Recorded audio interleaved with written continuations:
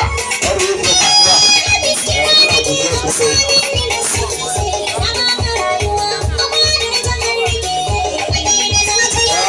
Ana nuna soyayya haka yana ba da ƙarfin gwiwa yaran nan na ta samu da kyau wannan abin ya ba ka shawa ka nuna soyayya